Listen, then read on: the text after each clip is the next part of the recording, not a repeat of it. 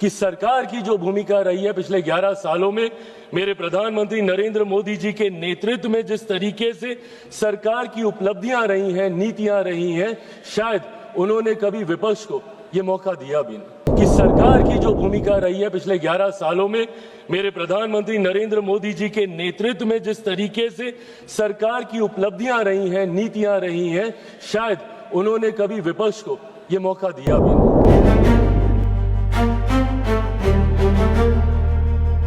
গণতন্ত্রের উৎসব এলো, বাজছে ভোটের ঢাক, দেশের পথে নতুন কথা বলছে মানুষের ডাক। গ্রাম থেকে শহরের পথে চলছে ভোটের গান, ভবিষ্যতের স্বপ্ন নিয়ে এগিয়ে দেশের প্রাণ। আপনারা দেখছেন সংবাদ শিরোনাম, আয়োজিত যা দেখছি তাই বলছি। চোখ রাখুন, সাথে থাকুন। Powered by Misba agro product, Arambagh, Hooghly. প্রধানমন্ত্রী আমার হৃদয়ে বাস করেন, প্রয়োজন পড়লে আমি হৃদয় চিরে দেখিয়ে দেব। না না, আমার কথা নয়। কে বলেছে বলুন তো? বিহারের এখন বর্তমানে জনপ্রিয় মুখ চিরাগ পাসওয়ান। আজ বলবো তারই গল্প। আবারও ফিরে এলাম আমাদের সংবাদ শিরোনামের পর্দায়। যা দেখছি তাই বলছি। ইতিমধ্যেই এনডিএ জোটের সাথে কিন্তু একেবারে জোট বেঁধে, কোমরে বেঁধে নেমেছেন বলা যায় আমাদের লোক জনশক্তি পার্টি। তারই একেবারে অন্যতম মুখ চিরাগ পাসওয়ান। আজ রামবিলাসের উত্তরাধিকার থেকে বিহারের ভবিষ্যৎ কি চিরাগ পাসওয়ান? তবে চিরাগ পাসওয়ানেরই আমরা জানতে পারি বেশ কিছু সূত্র মারফত তার কিন্তু লক্ষ্য 2030। কি আছে তার লক্ষ্যে? আজ সবটাই জানবো আমাদের আজকের এই প্রতিবেদনে। আজ এটাই জানাই যে বিহারের রাজনীতিতে এখন কিন্তু চলছে রীতিমতো পরিবর্তনের হাওয়া, এমনটাই মনে করছেন রাজনীতি বিশ্লেষকরা। দীর্ঘ প্রায় 2 দশক ধরে রাজ্যের ক্ষমতার কেন্দ্রে ছিলেন কিন্তু নীতিশ কুমার, কিন্তু সময়ের সঙ্গে সঙ্গে রাজ্যের রাজনৈতিক সমীকরণ বদলাতে শুরু করেছে। আর এই পরিবর্তনের আলোচনায় যে নামটা বারংবার উঠে আসছে তিনি চিরাগ পাসওয়ান। কিন্তু সেই চিরাগ পাসওয়ানকে অনেকেই দেখেছেন রাজনীতির একমাত্র মুখ হিসেবে, কিন্তু তাকে চেনেন কজন? তাকে চিনতে, তাকে জানতে আজকে কিন্তু আমাদের এই প্রতিবেদন। আজকের এই প্রতিবেদনে আপনাদেরকে এটাই বলি যে দলীয় রাজনীতির শক্ত ভিত, শক্ত খুঁটি হয়ে দাঁড়িয়েছে চিরাগ পাসওয়ান। আর তার জন্ম কিন্তু 1982 সালের 31শে অক্টোবর দিল্লিতে। যদিও জন্ম রাজধানীতে, কিন্তু তার রাজনৈতিক পরিচয়ের শিকড় গভীরভাবে প্রথিত বিহারের মাটিতে। তিনি ভারতের অন্যতম প্রভাবশালী দলিত নেতা রামবিলাস পাসওয়ানের একমাত্র পুত্র। রামবিলাস পাসওয়ান শুধু বিহারের রাজনীতিতেই নয়, জাতীয় রাজনীতিতেও অত্যন্ত গুরুত্বপূর্ণ ব্যক্তিত্ব ছিলেন। তিনি একাধিকবার কেন্দ্রীয় মন্ত্রিসভার সদস্যও ছিলেন এবং বিভিন্ন রাজনৈতিক জোটের সঙ্গে কাজ করলেও দলিত ও প্রান্তিক জনগোষ্ঠীর অধিকার নিয়ে তার অবস্থান ছিল সবসময় স্পষ্ট। তার প্রতিষ্ঠিত রাজনৈতিক দল লোক জনশক্তি পার্টি দীর্ঘদিন ধরে বিহারের রাজনীতিতে একটি গুরুত্বপূর্ণ শক্তি হিসেবেই বিবেচিত হয়েছে। তার এই রাজনৈতিক উত্তরাধিকার চিরাগ পাসওয়ান তার সামনে একটা বড় প্রত্যাশা তৈরি করেছিল। তার জীবনের প্রথম অধ্যায় মোটেও কিন্তু এই রাজনৈতিক ভিত্তিক কেন্দ্র হিসেবে একেবারেই কাটেনি। জীবনে চিরাগ পাসওয়ান প্রযুক্তি নিয়ে পড়াশোনা শুরু করেছিলেন। তিনি ঝাঁসির বুন্দেলখণ্ড ইউনিভার্সিটিতে কম্পিউটার ইঞ্জিনিয়ারিংয়ে বিটেক কোর্সে ভর্তি হন, কিন্তু সেই পড়াশোনা তিনি শেষ করেননি, মাঝপথেই কোর্স ছেড়ে দেন। তখন তার স্বপ্ন ছিল অন্য জগৎ, বলিউড। অভিনয়ের মাধ্যমে তিনি নিজের পরিচয় গড়ে তুলতে চেয়েছিলেন। 2011 সালে মাইলে না মাইলে হাম ছবির মাধ্যমে তার বলিউডে অভিষেক ঘটে। ছবিতে তার বিপরীতে অভিনয় করেছিলেন অভিনেত্রী কঙ্গনা রানাউত, কিন্তু সেই স্বপ্ন বেশি দিন টেকেনি। ছবিটি বক্স অফিসে ব্যর্থ হয় এবং সমালোচকদের কাছ থেকেও তেমন প্রশংসা পায়নি। অনেকেই মন্তব্য করেছিলেন চিরাগ পাসওয়ান অভিনয়ের জন্য তৈরি নন। কিন্তু জীবনের অনেক বড় পথ চলার মতোই এই ব্যর্থতাই হয়তো তার জীবনের মোড় ঘুরিয়ে দেয়। রূপালী পর্দার দরজা বন্ধ হয়ে যাওয়ার পর তিনি ফিরে আসেন সেই জায়গায় যেখানে তার পরিবারের দীর্ঘ রাজনৈতিক ঐতিহ্য রয়েছে, রাজনীতি। 2014 সালে পিতা রামবিলাস পাসোয়ানের হাত ধরেই আনুষ্ঠানিকভাবে রাজনীতিতে প্রবেশ করেন চিরাগ পাসোয়ান। সেই বছরই তিনি বিহারের জামুই লোকসভা কেন্দ্র থেকে নির্বাচনে প্রতিদ্বন্দ্বিতা করেন। প্রথমবারের মতো নির্বাচনে নেমেই তিনি জয় লাভ করেন এবং ভারতের সংসদে সবচেয়ে তরুণ নেতাদের একজন হিসেবে আত্মপ্রকাশ করেন। 2019 সালের লোকসভা নির্বাচনেও তিনি একই আসন থেকে আবার জয়ী হন এবং সেই জয় তার রাজনৈতিক অবস্থানকে আরও শক্তিশালী করে। ধীরে ধীরে তিনি শুধু রামবিলাস পাসোয়ানের উত্তরাধিকারী নন, বরং নিজের রাজনৈতিক পরিচয় গড়ে তোলার চেষ্টা শুরু করেন। নতুন সংগ্রামের সূচনা। তবে চিরাগ পাসোয়ানের রাজনৈতিক জীবনের সবচেয়ে কঠিন সময় শুরু হয় 2020 সালে। সেই বছর তার পিতা রামবিলাস পাসোয়ানের মৃত্যু শুধু ব্যক্তিগত শোকই নয়, রাজনৈতিক ক্ষেত্রেও বড় পরিবর্তনের সূচনা করে। এরপর থেকে শুরু হয় দলীয় নেতৃত্ব, জোট রাজনীতি এবং ক্ষমতার লড়াইয়ের এক নতুন অধ্যায়, যেখানে চিরাগ পাসোয়ানকে প্রমাণ করতে হয় তিনি শুধু একজন উত্তরাধিকারী নন, বরং নিজস্ব রাজনৈতিক শক্তির অধিকারী নেতা।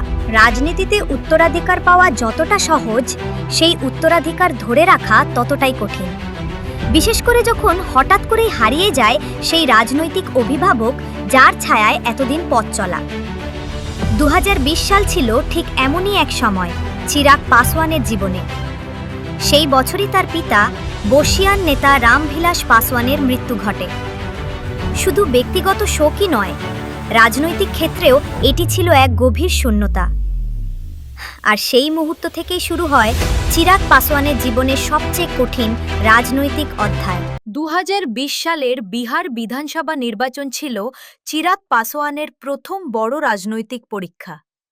পিতার মৃত্যুর ঠিক পরেই তাকে দল এবং রাজনীতির দায়িত্ব সামলাতে হয়। সেই সময় তিনি একটি অত্যন্ত সাহসী এবং বিতর্কিত সিদ্ধান্ত নেন। তিনি বিহারের মুখ্যমন্ত্রী নীতিশ কুমারের দল জনতা দল ইউনাইটেডের বিরুদ্ধে সরাসরি লড়াইয়ের সিদ্ধান্ত নেন। তার নেতৃত্বে লোক জনশক্তি পার্টি বিহারের 143টি আসনে প্রার্থী দেয়। তবে আশ্চর্যের বিষয়, তিনি বিজেপির বিরুদ্ধে প্রার্থী দেননি, বরং তিনি বারবার ঘোষণা করেন যে তিনি প্রধানমন্ত্রী নরেন্দ্র মোদীর প্রতি সম্পূর্ণ অনুগত। নিজেকে তিনি প্রকাশ্যে মোদীর হনুমান বলেও উল্লেখ করেন। এই রাজনৈতিক অবস্থান ছিল একদিকে জেডিইউর বিরুদ্ধে সরাসরি আক্রমণ, অন্যদিকে বিজেপির সঙ্গে সম্পর্ক বজায় রাখার কৌশল। নির্বাচনের ফলাফল চিরাগের পক্ষে খুব আশাব্যঞ্জক ছিল না। তার দল মাত্র একটি আসন জিততে পারে, কিন্তু রাজনৈতিক বিশ্লেষকদের মতে তিনি জেডিইউর ভোট ব্যাংকে উল্লেখযোগ্য প্রভাব ফেলতে সক্ষম হন এবং একাধিক আসনে নীতিশ কুমারের দলের ক্ষতি করেন। নির্বাচনের ধাক্কা সামলে ওঠার আগেই চিরাগ পাসোয়ান আরও বড় রাজনৈতিক সংকটের মুখে পড়েন। 2021 সালে তার নিজের কাকা পশুপতি কুমার পারাস 5 জন সাংসদকে সঙ্গে নিয়ে দল ভেঙে বেরিয়ে যান। এই ঘটনাটি শুধু দলীয় বিভাজনই ছিল না, বরং ব্যক্তিগত বিশ্বাসঘাতকতারও প্রতীক হয়ে ওঠে। সংসদে সংখ্যাগরিষ্ঠতা দেখিয়ে চিরাগকে কার্যত তার পিতার তৈরি দল থেকেই সরিয়ে দেওয়া হয়। পরে পারস শিবিরি লোক জনশক্তি পার্টির মূল অংশ হিসেবে স্বীকৃতি পায়। এই ঘটনাকে অনেকেই চিরাগ পাসোয়ানের রাজনৈতিক জীবনের সবচেয়ে বড় আঘাত বলে মনে করেন। নির্বাচনের ধাক্কা সামলে ওঠার আগেই চিরাগ পাসোয়ান আরও বড় রাজনৈতিক সংকটের মুখে পড়েন। 2021 সালে তার নিজের কাকা পশুপতি কুমার পারাস 5 জন সাংসদকে সঙ্গে নিয়ে দল ভেঙে বেরিয়ে যান। এই ঘটনাটি শুধু দলীয় বিভাজনই ছিল না, বরং ব্যক্তিগত বিশ্বাসঘাতকতারও প্রতীক হয়ে ওঠে। সংসদে সংখ্যাগরিষ্ঠতা দেখিয়ে চিরাগকে কার্যত তার পিতার তৈরি দল থেকেই সরিয়ে দেওয়া হয়। পরে পারস শিবিরি লোক জনশক্তি পার্টির মূল অংশ হিসেবে স্বীকৃতি পায়। এই ঘটনাকে অনেকেই চিরাগ পাসোয়ানের রাজনৈতিক জীবনের সবচেয়ে বড় আঘাত বলে মনে করেন। সবচেয়ে বড় ধাক্কা আসে 2022 সালের এপ্রিলে। দিল্লির 12 জনপথ, যেখানে প্রায় 3 দশক ধরে রামবিলাস পাসোয়ানের পরিবার বসবাস করছিল, সেখান থেকেও চিরাগ পাসোয়ানকে উচ্ছেদ করা হয়। এই ঘটনা শুধু একটি সরকারি বাসভবন ছাড়ার ঘটনা ছিল না, এটি ছিল একটি প্রতীকী মুহূর্ত। সেই বাড়ির বাইরে রাস্তায় পড়ে থাকতে দেখা যায় রামবিলাস পাসোয়ানের ছবি এবং বি.আর. আম্বেদকরের মূর্তি। এই দৃশ্য অনেকের কাছেই বিহারের দলিত রাজনীতির এক আবেগঘন অধ্যায়ের অবসানের প্রতীক হয়ে ওঠে। কিন্তু এই সংকটের মুহূর্তেও চিরাগ পাসোয়ান ভেঙে পড়েননি। তিনি প্রকাশ্যে ঘোষণা করেন, আমি বাঘের বাচ্চা, মাথা নত করব না। সব মিলিয়ে 2026 সালের রাজনৈতিক পরিবর্তন বিহারের রাজনীতিতে একটি নতুন সমীকরণ তৈরি করতে চলেছে। একদিকে বিজেপির নিজস্ব নেতৃত্ব প্রতিষ্ঠার চেষ্টা, অন্যদিকে চিরাগ পাসোয়ানের ক্রমবর্ধমান রাজনৈতিক প্রভাব। এই দুইয়ের মধ্যেই নির্ধারিত হবে ভবিষ্যতের পথ। নীতিশ কুমারের দীর্ঘ রাজনৈতিক অধ্যায়ের পর বিহার এখন এক নতুন নেতৃত্বের সন্ধানে। প্রশ্ন এখন একটাই, এই নতুন যুগে বিহারের রাজনীতির কেন্দ্রবিন্দুতে কে থাকবেন? সম্রাট চৌধুরী, চিরাগ পাসোয়ান, নাকি উঠে আসবে একেবারে নতুন কোনো রাজনৈতিক শক্তি? রাজনীতিতে প্রত্যেক নেতারই একটি দীর্ঘমেয়াদী লক্ষ্য থাকে।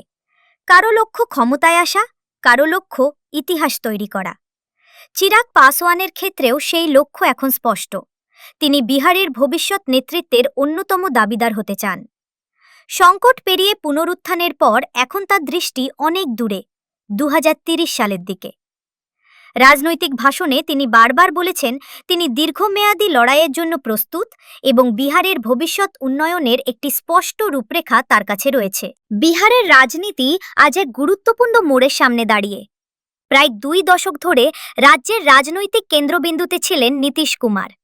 তার নেতৃত্বে বিহারের প্রশাসন ও রাজনীতির একটি দীর্ঘ অধ্যায় তৈরি হয়েছিল।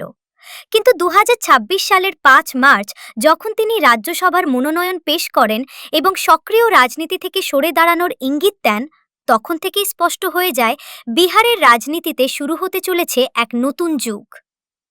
নীতিশ কুমারের নেতৃত্বে বিহার প্রায় 20 বছর ধরে এক বিশেষ রাজনৈতিক ধারার মধ্য দিয়ে চলেছে। উন্নয়ন, জোট রাজনীতি এবং সামাজিক সমীকরণ, এই 3 স্তম্ভের ওপর দাঁড়িয়েছিল তার রাজনৈতিক মডেল। কিন্তু তার সরে দাঁড়ানোর সম্ভাবনা তৈরি হতেই বিহারের রাজনীতিতে এক ধরনের নেতৃত্বের শূন্যতা তৈরি হয়েছে। আর সেই শূন্যতা পূরণ করবে কে? এই প্রশ্নই এখন সবচেয়ে বড় রাজনৈতিক আলোচনার বিষয়। রাজনৈতিক পর্যবেক্ষকদের মতে এই পরিস্থিতিতে সম্রাট চৌধুরীর নাম সবচেয়ে বেশি আলোচনায় রয়েছে। নীতিশ কুমার নিজেই একাধিক ইঙ্গিতে তাকে সম্ভাব্য উত্তরসূরি হিসেবে তুলে ধরেছেন বলে রাজনৈতিক মহলে আলোচনা চলছে। একই সঙ্গে ভারতীয় জনতা পার্টিও এখন বিহারে তাদের নিজস্ব মুখ্যমন্ত্রী প্রতিষ্ঠা করতে আগ্রহী। দীর্ঘদিন জোট রাজনীতির অংশ হিসেবে থাকার পর বিজেপি এবার রাজ্যে সরাসরি নেতৃত্ব দিতে চায়। সম্রাট চৌধুরীর বড় শক্তি হল তার ওবিসি কুশওয়াহা ভোট ব্যাংকের ওপর প্রভাব।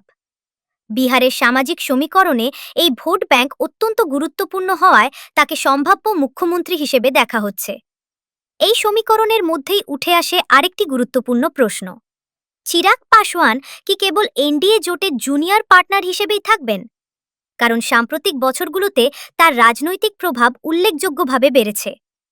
তার দল লোক জনশক্তি পার্টি রামবিলাস 2025 সালের বিধানসভা নির্বাচনে 29টি আসনে লড়ে 19টি আসনে জয়লাভ করেছে, যা তাকে জোট রাজনীতির আলোচনায় এক শক্তিশালী অবস্থানে এনেছে। তবে প্রকাশ্যে চিরাগ পাসোয়ান অনেক তো জানলাম আজকে চিরাগ পাসোয়ানকে নিয়ে, তবে বিহারের ভবিষ্যতের মুখ কি শুধুই চিরাগ? আজকের দিনে চিরাগ পাসোয়ান শুধু একজন কিন্তু তরুণ নেতা নন, তিনি এমন একজন রাজনৈতিক চরিত্র যিনি সংকট থেকে উঠে এসে নিজের জায়গা তৈরি করেছেন। তিনি কি সত্যি একদিন বিহারের মুখ্যমন্ত্রী হতে পারবেন, নাকি বিহারের রাজনীতির জটিল সমীকরণে তার পথ আরো কঠিন করে তুলবে? এই প্রশ্নের উত্তর দেওয়া সম্ভব নয়।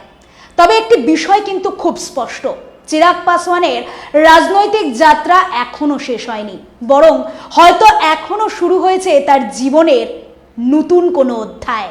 তার সেই অধ্যায়ের চূড়ান্ত রায় দেবে সময় এবং তার সাথে সাথে বলাই যেতে পারে বিহারের মানুষ। সব মিলিয়ে চিরাগ পাসোয়ানের রাজনৈতিক যাত্রা আজ যেমন এক অনৈতিক নয়, একেবারে নীতির পথে হেঁটে এত সুন্দর একটা মোড় এনে দাঁড়িয়েছে, যেখানে সম্ভাবনা এবং চ্যালেঞ্জ দুটোই সমানভাবে উপস্থিত।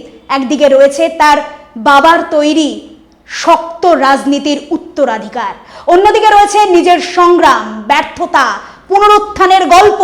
সেই কারণেই কি আজ তিনি শুধুই তরুণ নেতা নন, তিনি বিহারের রাজনীতিতে উদীয়মান এক প্রমুখ মুখ। তবে বাস্তবতায় কম কঠিন নয়। বিহারের রাজনীতি বারবারই জোট, সামাজিক সমীকরণ এবং ক্ষমতার সূক্ষ্ম ভারসাম্যের ওপর দাঁড়িয়ে রয়েছে। বিশেষজ্ঞদের মতে তার সামনে সবচেয়ে বড় চ্যালেঞ্জ হতে পারে বিজেপির নিজস্ব রাজনৈতিক উচ্চাকাঙ্ক্ষা। কারণ ভারতীয় জনতা পার্টি নিজেও বিহারের নিজেদের নেতৃত্ব প্রতিষ্ঠা করতে চায়, কিন্তু একই সঙ্গে এটাও সত্য যে বিহারের রাজনীতিতে দলিত ভোট ব্যাংক একটি নির্ণায়ক শক্তি। আর সেই জায়গায় চিরাগ পাসওয়ান এক অন্যতম মুখ, আর বলাই যেতে পারে একটা বড় নামও বটে। যদিও তিনি আগামী কয়েক বছরে এই জনপ্রিয়তা যদি ধরে রাখতে পারেন, পাশাপাশি ওবিসি এবং ইবিসি ভোটের একটি অংশ নিজেদের দিকে টানতে সক্ষম হন, তাহলে ভবিষ্যতের রাজনৈতিক সমীকরণে তার ভূমিকা আরও গুরুত্বপূর্ণ হয়ে উঠতে পারে। তখন বিহারের ক্ষমতার কেন্দ্রেও তার আর পৌঁছানো অসম্ভব বলে মনে হবে না, এমনটাই কিন্তু সাধারণের বিশ্বাস। আজ বিহারের মানুষ নতুন নেতৃত্বের খোঁজে, নতুন রাজনৈতিক দিশার সন্ধানে। আর সেই পরিবর্তনের সম্ভাব্য মুখগুলোর মধ্যে অন্যতম হয়ে উঠেছেন চিরাগ পাসওয়ান। তিনি কি সত্যিই একদিন বিহারের রাজ সিংহাসনে বসবেন? সেই উত্তর এখনো ভবিষ্যতের গর্ভে। তার সাথে সাথে সোশ্যাল মিডিয়ায় সক্রিয় উপস্থিতি এবং সরাসরি এবং স্পষ্ট রাজনৈতিক বক্তব্য এবং উন্নয়নমুখী রাজনীতির বার্তা, এই সব কিছু মিলিয়ে তিনি নিজেকে তরুণ ভোটারদের কাছে আকর্ষণীয় নেতা করে তুলেছেন, এটা আর বলাই বাহুল্য। তবে এইটুকু নিশ্চিত, চিরাগ পাসওয়ান এখন আর শুধু রামবিলাস পাসওয়ানের শুধু উত্তরাধিকারী নন, তিনি ধীরে ধীরে হয়ে উঠেছেন বিহারের ভবিষ্যৎ রাজনীতির এক সম্ভাব্য আলোকবর্তিতা। আর সেই আলোর পথ কোথায় গিয়ে শেষ হবে তা নির্ধারণ করবে সময়, আর তার সাথে সাথে আরও একজন বিহারের মানুষ। और इस शेयर का सम्मान हम सब करते हैं, हम सबको करना चाहिए। ये चेयर किस आधार पे काम करती है? संविधान के आधार पर। संविधान के आधार पर भारत की संसद, हमारा देश एकमात्र आधार पर चलता है। मेरे प्रधानमंत्री ने अपने शब्दों में इस बात को कहा कि देश चलेगा तो सिर्फ और सिर्फ संविधान के आधार पर चलेगा। আজ তো সোজা পশ্চিমবঙ্গ থেকে একেবারে সোজা বিহারের যে মুখ, তার সাথে আজকে আলাপ করালাম আমাদের যা দেখছি তাই বলছির প্রতিবেদনে। তাই আবারও কোনো বিশ্লেষণ, আবারও কোনো নতুন ভূমিকা, আবারও কোনো নতুন কিছু নিয়ে ফিরে আসব যা দেখছি তাই বলছিতে, সংবাদ শিরোনামের পর্দায়। মেডিটেক হাসপাতাল, পূর্ব বর্ধমান। 5 বছর ধরে মানুষের আশা ও ভরসার অন্যতম ঠিকানা মেডিটেক হাসপাতাল। 110টি বেড সম্পন্ন এই সুপার স্পেশালিটি হাসপাতালে পাবেন উন্নত মানের সর্বস্তরের চিকিৎসা ব্যবস্থা। স্বাস্থ্য সাথীকে বাস্তবায়িত করতেই অঙ্গীকারবদ্ধ এ গ্রেডেড মেডিটেক হাসপাতাল। সুলভ মূল্যে সুচিকিৎসা পরিষেবা পেতে আজই চলে আসুন মেডিটেক হাসপাতালে। আমাদের ঠিকানা নবাবহাট, পূর্ব বর্ধমান সুরি রোড, 108, শিব মন্দিরের নিকটে। আমাদের যোগাযোগ নাম্বার 7908870077। বর্ধমানে আধুনিক চিকিৎসা ব্যবস্থা এখন আরো সহজলভ্য আর.এন.আর সুপার স্পেশালিটি হাসপাতালের হাত ধরে। এটি স্বাস্থ্যসাথী কার্ডের মান্যতাপ্রাপ্ত এ গ্রেডেড হাসপাতাল। এখানে 24 ঘন্টা emergency service, diagnostic service, pathology সার্ভিসের সুব্যবস্থা রয়েছে। আধুনিক পরিকাঠামোয় বিশেষজ্ঞ চিকিৎসকের দ্বারা বিশ্বমানের সার্জারির সুযোগ সুবিধা পেতে চলে আসুন আর.এন.আর সুপার স্পেশালিটি হাসপাতালে। আমাদের ঠিকানা বীরপুর মোড়, সুরি রোড, বর্ধমান। 3713141, 108 শিব মন্দিরের একদম নিকটে। যোগাযোগ নাম্বার 9153152864 এবং 7679077765।